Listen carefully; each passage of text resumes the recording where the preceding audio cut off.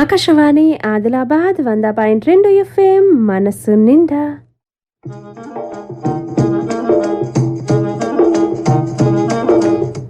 ఇల్లు యోసం వ్యవసాయదారుల కార్యక్రమం.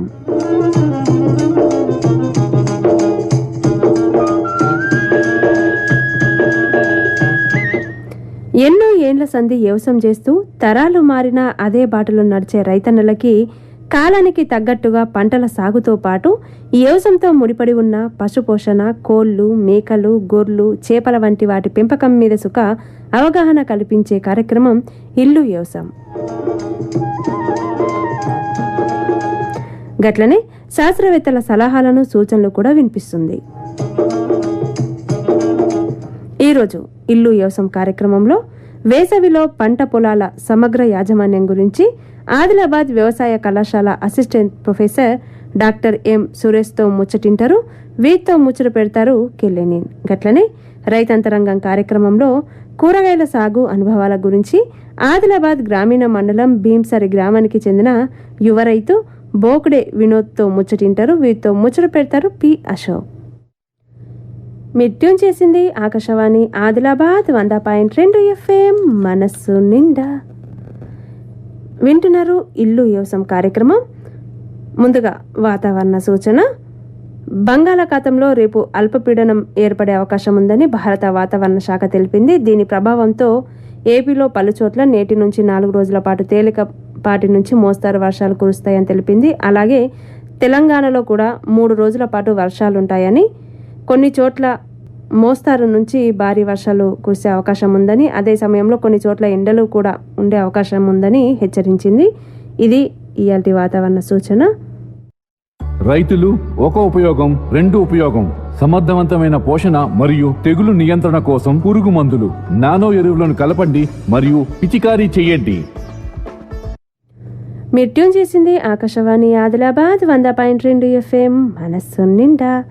ఇప్పుడైతే ఎక్కువ శాతం పంట పొలాల సాగు అనేది అయిపోయి వర్షాకాల పంటల కోసం భూమిని చదును చేస్తుండ్రు రైతులు.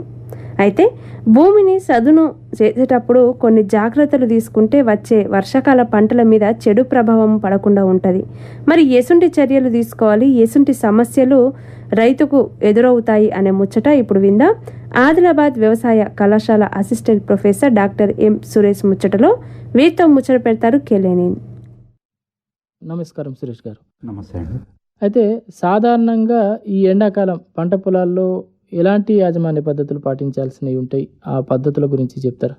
మనకు ముఖ్యంగా వ్యవసాయంలో అధిక దిగుబడులు సాధించాలంటే ముందుగా గుర్తుంచుకోవాల్సిన విషయాలు ఏంటంటే మేలైన రకాలు ఒకటి, పంట యాజమాన్య పద్ధతులు, వాతావరణ పరిస్థితులు, అనుకూల వాతావరణ పరిస్థితులు, దాంతోపాటు నేల సారం. అయితే మనకు ప్రతిసారి వానాకాలంలో కానీ రబీ సీజన్లో కానీ పంటల సాగులో అంటే ఎరువుల యాజమాన్యం అనేది కొంచెం రైతులు కావాల్సిన దానికంటే ఎక్కువ మొత్తంలో ఎరువులు అనేది వేయడం జరుగుతుంది, ఎక్కువ మోతాదులో. సో దీనివల్ల ఏమవుతుందంటే నేలలో సారం అనేది క్రమక్రమేపీ తగ్గిపోతూ ఉంటుంది. సో దీనివల్ల మనకు నేలలో ఉండే సేంద్రియ పదార్థం తగ్గడము, ఆమ్ల నేలలు క్షార నేలలుగా మారడము, లేదా నేలలో ఉండే కర్బన శాతం తగ్గడము, ఇటువంటి సమస్యలు అనేది రావడం అనేది జరుగుతుంది. సో ఈ సమస్యలు రాకుండా ఉండడానికి మనం పంట పొలాల్లో అంటే పంట తీసిన తర్వాత ఖాళీ సమయంలో కొన్ని యాజమాన్య పద్ధతులు పాటించినట్లయితే ఇటువంటి సమస్యలను మనము అధిగమించవచ్చు. అయితే ఇప్పుడు సాధారణంగా పంట అవశేషాలు అట్లనే వ్యర్థాల యాజమాన్యం గురించి చెప్తారా? అంటే సాధారణంగా ఎండాకాలంలో ఈ సమయంలో కొంత పంట తీసేసి అవశేషాలు అవి కనిపిస్తూ ఉంటాయి కదా, ఈ సమయంలో ఎట్లాంటి అంటే ఆ అవశేషాలని ఎట్లా వాడుకోవాలి, ఏ రకంగా వాటి వ్యర్థాల యాజమాన్యం ఉంటుంది, దాని గురించి చెప్పండి. మనకు పంట పొలంలో యాజమాన్య పద్ధతులు తీసుకున్నట్లయితే అంటే కొన్ని రకాల యాజమాన్య పద్ధతులు అంటే పంటల్లో ఉండే వ్యర్థ పదార్థాలు లేదా పంట అవశేషాల యాజమాన్య పద్ధతులు కానీ, లేదా వేసవిలో లోతు దుక్కులు దున్నుకోవడము, మట్టి నమూనా సేకరించి మట్టి నమూనాను విశ్లేషించడము, దాంతోపాటు ఈ సమస్యాత్మక భూములు ఒకవేళ ఉన్నట్లయితే వాటిని గుర్తించి దానికి తగ్గట్లు చర్యలు తీసుకోవడము, అంతేకాకుండా నేలలో సేంద్రియ పదార్థం కనుక తక్కువగా ఉన్నట్లయితే సేంద్రియ పదార్థం యాడ్ చేయడము, అందించడము, పచ్చిరొట్ట పంటలు పెంచుకోవడము, అట్లాగే ఈ పొలంలో ఉండే గట్ల పైన కానీ కలుపు మొక్కలు లేదా కాలువల పైన ఉండే ఇవన్నీ కూడా వ్యర్థాలని తొలగించుకొని ఉమ్. దాన్ని శుభ్రపరచుకోవడం, ఇటువంటి చర్యలు మనం వేసవిలో పాటించుకున్నట్లయితే వచ్చే ఖరీఫ్లో పంటకు మనకు అనుకూలమైన పరిస్థితులు ఉంటాయి.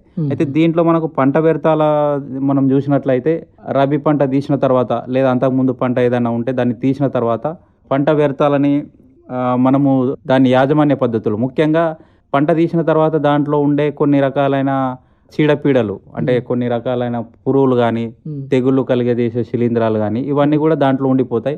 వాటి వల్ల అవి ఏమవుతుందంటే నెక్స్ట్ పంటకు వ్యాప్తి చెందే అవకాశం ఎక్కువగా ఉంటుంది దాన్ని అట్లనే వదిలేస్తే. కాబట్టి ఇటువంటి వాటిని మనము రోటవేటర్తోని కలియ దున్నడం కానీ లేకపోతే షెడ్డర్తోని చిన్న చిన్న ముక్కలుగా కత్తిరించి పొలంలో వేసుకోవడము, లేదా దాన్ని వ్యర్థ పదార్థాలుగా మార్చి అంటే వర్మి కంపోస్ట్ కానీ వేస్ట్ డికంపోజర్ అటువంటి వాటిని ఉపయోగించుకొని వ్యర్థ పదార్థాలు సేంద్రియ వ్యర్థ పదార్థాలుగా మార్చుకొని దాన్ని పొలంలో వేసుకోవడం అటువంటివి చేసుకోవచ్చు. అదే మనకు ఇప్పుడు వరి పంటలో తీసుకున్నట్లయితే వరి పంట కోసిన తర్వాత దాంట్లో ఉండే వ్యర్థ పదార్థాలను మనము దాంట్లో వేసుకున్నట్లయితే దీర్ఘకాలంలో, అంటే వెంటనే మనకు ప్రభావం అనేది చూపెట్టదు, కాకపోతే దీర్ఘకాలంలో నేలలో సేంద్రియ కర్బనం శాతం అనేది పెరిగే అవకాశం ఉంటుంది. మనకు ఒకసారి సేంద్రియ కర్బన శాతం పెరిగిందంటే దాంట్లో స్థూల పోషకాలతో పాటు సూక్ష్మ పోషకాలు కూడా పెరిగే అవకాశం ఉంటుంది. అదే మనకు పత్తిలో తీసుకున్నట్లయితే ఆ వ్యర్థాలని మనము సరిగ్గా యాజమాన్య పద్ధతుల్లో పాటించి దాన్ని నేలలో కలియ దున్నినట్లయితే, అంటే ష్రెడ్డర్ సహాయంతో ఈ మధ్య కాలంలో ష్రెడ్డర్ అనేది వస్తుంది, అంటే ఆ మొక్కని చిన్న చిన్న ముక్కలుగా కత్తిరించి నేలలో వేసుకోవడం. దీనివల్ల ఏమవుతుందంటే నేలలో ఉండే కొన్ని రకాలమైన సూక్ష్మజీవులు, అంటే మనకు మేలు చేసే సూక్ష్మజీవులు ముఖ్యంగా మిత్ర పురుగులు, వాటి క్రియాశీలత అనేది పెరుగుతుంది. దీనివల్ల అంతేకాకుండా నేలలో నీటిని నిల్వ ఉంచుకునే సామర్థ్యం పెరుగుతుంది, పంట బెట్టను తట్టుకునే పరిస్థితి ఏర్పడుతుంది. ఇటువంటి కొన్ని మనకు కావాల్సిన లక్షణాలు మెరుగుపడే అవకాశం ఉంటుంది. కాబట్టి పంట వ్యర్థాలను మనం ప్రతిసారి తగలబెట్టడం కాకుండా వాటి ద్వారా సేంద్రియ పదార్థాన్ని ఎట్లా మలుచుకోవాలి అనేది మనము ఆలోచించినట్లయితే నెక్స్ట్ పంటకు మనకు మంచి దిగుబడితో పాటు నేల సారాన్ని కూడా కాపాడుకోవచ్చు. అయితే ఇప్పుడు ఈ కొన్ని సమస్యాత్మక భూములు ఉంటాయి కదా, మరి వీటి యాజమాన్యం గురించి చెప్తారా? ఎట్లా చేయవచ్చు దీంట్లో? మనకు నేలలో ముఖ్యంగా సమస్య అనేది అంటే అది నేల ద్వారా రావచ్చు, లేదా మనం వాడిన ఎరువుల ద్వారా కానీ రావచ్చు. నేల ద్వారా కూడా సమస్య అనేది ఉంటుంది. చౌడు భూములు ఉంటాయి, తెల్ల చౌడు నల్ల చౌడు అని. అది కాకుండా మనం స్వతహా చేసుకున్న తప్పు వల్ల, అంటే అధిక మోతాదులో ఎరువుల వాడకం వల్ల నేలలో లవణాల శాతం అనేది పెరిగిపోతుంది.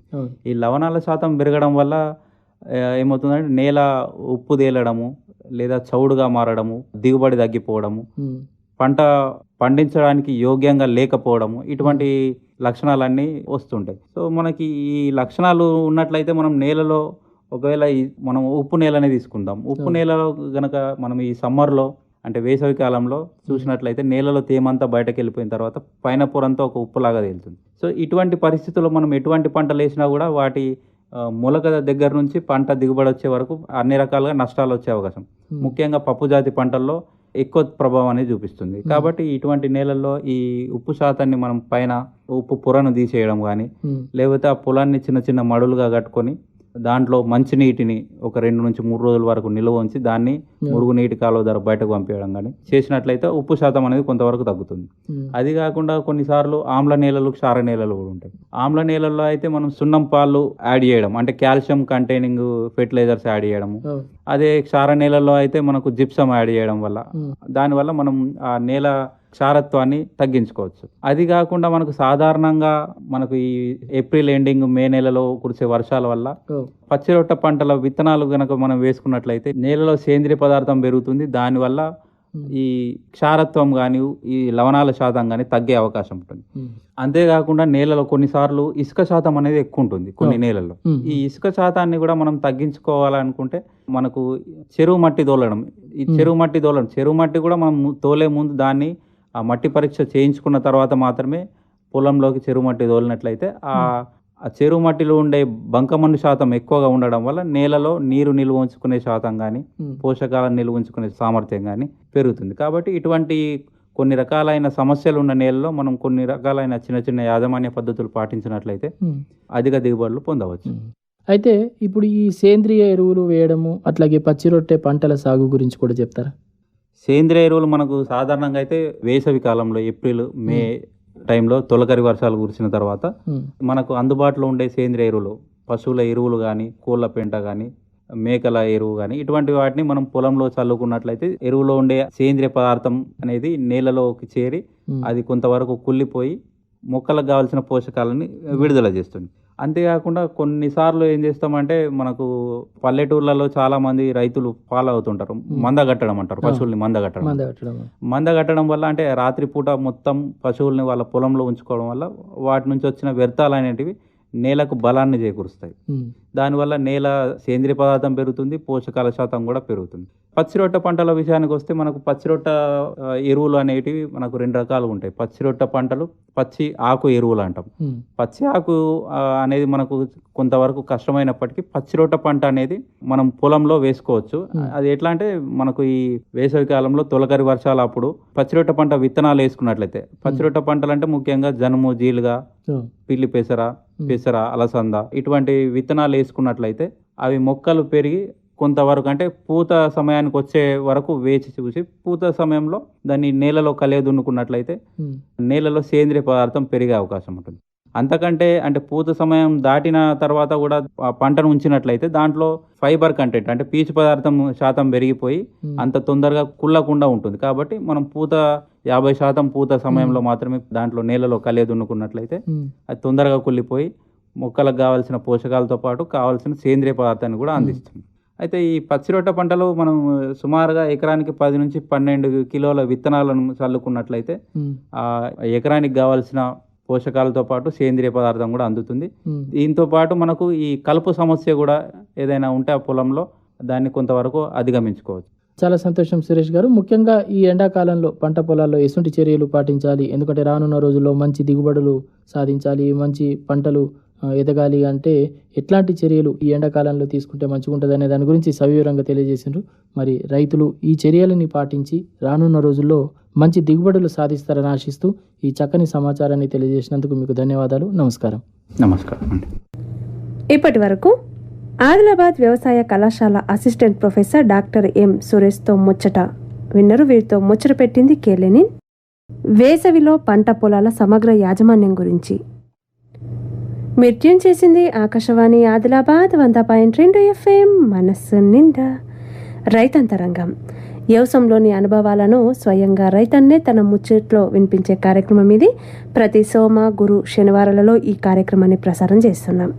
ఈ కాలంలో యువత ఉద్యోగమే కాదు వ్యవసాయం మీద సుఖం మక్కువ చూపిస్తుంది. అందులోనూ కొత్తగా సాగు విధానాన్ని తెలుసుకుంటూ రాబడి తెచ్చే పంటల్ని ఎంచుకుంటున్నారు.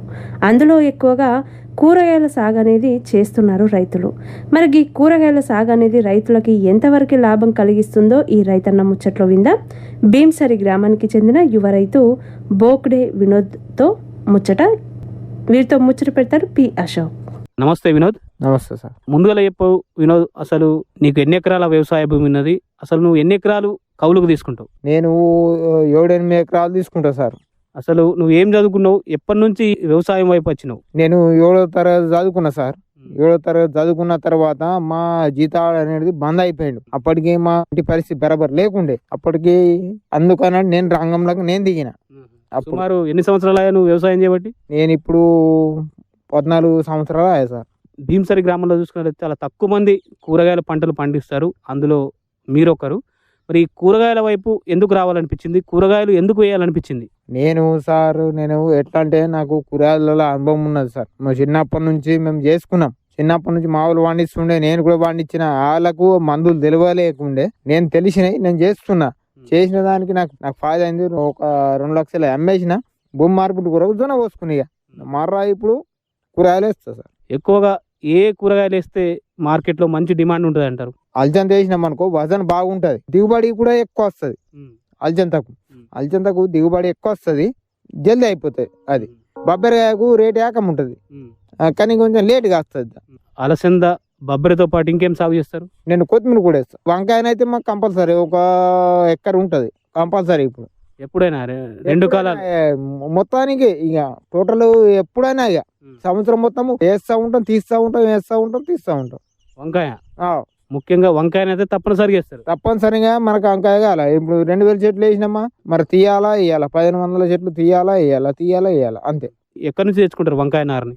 మేము జైనూరు దాబా దగ్గరికి తీసుకుంటాం సార్. మీకు- రూపాయి కోటి ఇస్తాడు, రూపాయి కోటి ఇస్తాడు. బారా అంది ఉంటుంది, ఆట అంది ఉంటుంది, కానీ చచ్చిపోయేట అవి మేము మంచిగా తెచ్చుకుంటాం. మంచిగా 1 ఎకరం భూమికి ఎన్ని మొక్కలు అవసరం పడతాయి వంకాయ మొక్కలు?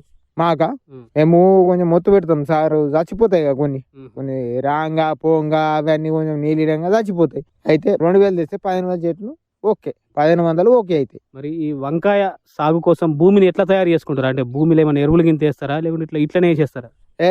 ఎరువులు మేము వేసుకుంటాం, కానీ మా మునా భూములు కదా, మనం వివరాలు వేస్తాం. ఇలా వివరాలు వేసినామంటే అయిపోతుంది. ఇక 2 సార్లు వివరాలు వేయాలా, 2 సార్లు స్ప్రే చేయాలి. అయితే వంకాయని ఎంత దూరం, అంటే మొక్కకు ఎంత దూరం, వరుసకు ఎంత దూరం నాటుకుంటారు? 3.5 నుంచి అయితే 10 ఫీట్ దాకా పెట్టుకుంటాం. లేకుంటే పాపులేషన్ 4 ఫీట్ పెట్టేస్తాం. అంతకన్నా ఏం లేదు, మందు స్ప్రే కావాల. అయితే వినోద్, ఈ వంకాయ పంటకు చూసుకున్నట్లయితే చాలా రోగాలు పురుగులు వస్తుంటాయి అంటారు కదా, మరి ఏమేం పురుగులు రోగాలు వస్తుంటాయి, దాన్ని ఎట్లా నివారించుకుంటారు మీరు? దానికి బాగా మందు కొట్టబడుతుంది సార్. దానికి వంకాయకు వారం 2 దోకులు కుట్టాలా.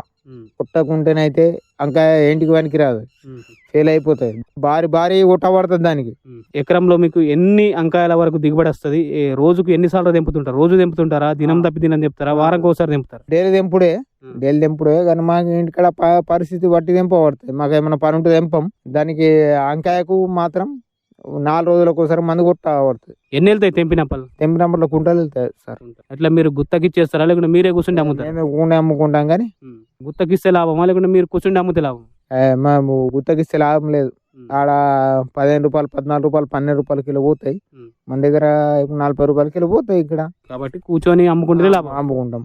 మనకు అమ్ముకుంటే లాభం. మనకు అమ్ముకున్నా మనకు ఆటో కిరాయి వెళ్ళిపోతుంది. ఇక 200 రూపాయలు ఆటోకి పోయినా కానీ మనకు మిగులుతాయి. ఇప్పుడు వంకాయ మీద మీరు ఎంత ఖర్చు చేస్తారు, ఎంత లాభం వస్తుంది మీకు? ఎంత ఖర్చు చేస్తారు సుమారు? 1 లక్ష రూపాయలు ఖర్చు పెట్టినా 3 లక్షలు వెళ్ళినాయి. ఒక్కసారి వంకాయలు ఎల్లుడు మొదలైనాయంటే ఎప్పటి వరకు వెళ్తాయి? 3 నెలలు వెళ్తాయి సార్. 3 నెలలు కోస్తే మర్ర 1 నెల పోతుంది, 4 నెలలు పోతుంది. మొత్తానికి 4 నెలలు పోతుంది. మీ చేనులో ఎవరెవరు పని చేస్తారు మరి? మా భార్య నేనే. ఇద్దరే కూలీని పెడతారు ఎప్పుడన్నా? సరే పెడతా, అప్పుడప్పుడు పెడతా. నాకు బాగా వెళ్ళినప్పుడు పెడతా, లేకుంటే పెట్టా. మీకే సరిపోతుంది. మేమే తెంపుతాం. ఇక నేనే ఒక్కసారి పట్టబాగాలి ఎప్పుడన్నా అంటే అట్లా లోడు పోయిందంటే తెంపుకొని ఒక గంప రెడీ ఉంటుంది. ఇక మొత్తం వంకాయల మరి మంచిగా లాభం ఉన్నాయంటారు? వంకాయ లాభం ఉన్నది, కానీ మస్తు కష్టపడబడుతుంది సార్. కష్టం కూడా ఉన్నదంటారు. బాగా పుచ్చేస్తుంది. వంకాయలని అయితే మంచి లాభాలు సాధిస్తున్నావు. అదేవిధంగా అలసంద బొబ్బరి కూడా సాగు చేస్తున్నావు అన్నావు. ఈ విత్తనాలను ఎట్లా? ఈ విత్తనాలు మీరు పంట మిగిలించుకుంటారు, లేకుంటే కొనుకొస్తాం సార్. మేము కొనుకొచ్చుకొని వేస్తాం. అంకుర్ సీడ్ అనేది దొరుకుతుంది, అక్కడ వేస్తాం. వేసిన తర్వాత డవరా బ్యూరో కొట్టుకోబడుతుంది. దీనికి ఏమైనా పురుగులు రోగాలు వస్తాయి ఈ అలసంద? దానికి పురుగు మందే కొట్టాలా, పూత మందు పురుగు మందు కొట్టాలా. ఎప్పుడెప్పుడు కొట్టాల్సి ఉంటుంది? వారం రోజుకు స్ప్రే చేయని పడుతుంది. ఎంత వర్షం పడని, వర్షం పడక ముందు కొట్టేసినామంటే 1 గంట లోపల అది కవర్ అయిపోతే మర్ర చాలే. మరి ఇవి ఈ అలసంద గాని ఈ బొబ్బర్లు గాని ఎన్ని వెళ్తాయి తెంపినప్పుడు మాకు కుంటలు వెళ్తాయి. పంట పెట్టిన తర్వాత ఎన్ని రోజులకు మనకు చేతికి వస్తాయి? నవరాత్రులు ఉండే చూడు, అప్పుడు వెళ్తుంది. దోమైనా వెళ్తుంది. మరి తీసేసి మరి దోన పోసిన సార్ 2 నెలలు వెళ్తుంది. 2 నెలల ఏమైనా వేసుకోవచ్చు, మరి దోన పోసుకోవచ్చు. ఈ 2 పంటలకు కూడా వంకాయకు గాని ఈ అలసందకు గాని నీళ్లు ఎప్పుడెప్పుడు ఇవ్వాల్సి ఉంటుంది? ఒక వారం పోయినా గానీ మరి వారం సురు వేయాలి. భూమి పచ్చి ఉండాలి, ఎప్పటికైనా తడించుకోవాలి. లేకుంటే మనం పోయినట్టే. తడించుకుంటే గిట్లా అవుతుంది, ఎండిపోతుంది. మీరు ఎప్పుడు కూడా నీళ్లున్న భూముల్ని ఎంపిక చేసుకుంటారు? మాకు నీళ్ళు లేకుంటే మాకు దిగుబడి రాదు కదా. ఇక చూడు, ఇట్లా నీళ్ళు రాదు, ఇటు ఎండిపోయినాయి. ఇక నీళ్ళు వచ్చినట్టు పచ్చగా ఉన్నాయి, ఇప్పుడు వెళ్తుంది. ఇక ఈ భూమిని వృధా పోనీయరు అన్నట్టు. ఇప్పుడు మీరు వంకాయ తీసిన తర్వాత ఇది పంట వేసిండ్రా, జొన్న వేసిండ్రా? ఇప్పుడు అలసంద వేస్తా సార్. ఇప్పుడు జొన్న అయిందా, జొన్న అయిన తర్వాత రిప్పుకి వచ్చిందంటే అక్కడ అటు వారెత్తా, ఇక్కడ ఇటు వారెత్తా, ఇక్కడ ఇటు వారెత్తా. గత మరి 2 రోజులలో నాకు పంట వేరే వేయాలి. భూమిని వృధా ఉంచమన్నాడు. మనం మునాపనే పట్టినాం, ఇంకేంటికి చూడు. ఇంకా దీన్ని తీసేసి అక్కడ అటు, ఇక్కడ ఇటు, ఇక్కడ ఇటు మనం మోసుకున్నాడు. మనము గిన్నె పైసలు పెట్టి 45,000 పెట్టి వృధా ఏంటికి పోని చూడు. అక్కడ అటు వారేసి రూటర్ కొట్టేస్తాడు. మనోడు ఉన్నాడు ఇక మన దోస్తు. కొట్టేసినామంటే మరి అలచంత వారేసినామంటే కథం. మరి 50,000 అలచంత అమ్మేసి మర్ర రూటర్ కొట్టుడే. మీరు ఎప్పుడు కూడా ఈ కూరగాయలే సాగు చేస్తారు? మేము ఎప్పుడు ఒక 2 ఎకర్ కూరగాయలు ఉంటాయి సార్. ఆనాకాలం గానీ ఎండాకాలం గానీ ఎప్పుడైనా మనది కూరగాయలు 2 ఎకర్ మాత్రం మనకు ఉండాలి. కూరగాయలు ఉంటేనే మీకు రోజు పైసలు ఆడతాయి ఆడతాయి, లేకుంటే పైసలు ఆడాయి, ఇంటికాడ కూడా ఏముండలేదు. కాబట్టి కూరగాయలు తప్పక సాగు చేస్తారు. తప్పక సాగు చేయకుంటే ఇక మా బతికెళ్ళదు ఇక. మంచిది వినోద్, మంచిగా కూరగాయలు సాగు చేస్తున్నావు. మరి ఎవరైనా సరే ఈ కూరగాయల గురించి ఏమైనా అనుమానాలు ఉంటే మీకు ఫోన్ చేసి ఏమన్నా అనుమానాలని తీర్చుకునే అవకాశం ఉంటుంది కాబట్టి మీ ఫోన్ నంబర్ చెప్పు. 6303366617. ఇది బోక్డే వినోద్ నంబర్, గ్రామం భీంసరి. వారి నంబర్ మళ్ళొక్కసారి చెప్తున్నాం, 6333666117. మంచిది వినోద్, మీరు సాగు చేసినటువంటి కూరగాయల సాగు అనుభవాలు మాతో పంచుకున్నారు. ఇంకా మున్ముందు కూడా మీరు మంచి మంచి పంటలు పండించి మంచి దిగుబడిని, లాభాల్ని సాధించాలని ఆశిస్తూ మీ అనుభవాల్ని మాతో పంచుకున్నందుకు ధన్యవాదాలు. Thank you sir. ఇప్పటి వరకు రైతాంతరంగం కార్యక్రమంలో కూరగాయల సాగు అనుభవాల గురించి ఆదిలాబాద్ గ్రామీణ మండలం భీంసరి గ్రామానికి చెందిన యువ రైతు బోక్డే వినోద్తో ముచ్చటిన్నారు. వీరితో ముచ్చట పెట్టింది పి అశోక్. ఆకాశవాణి ఆదిలాబాద్ 100.2 FM మనస్సు నిండా.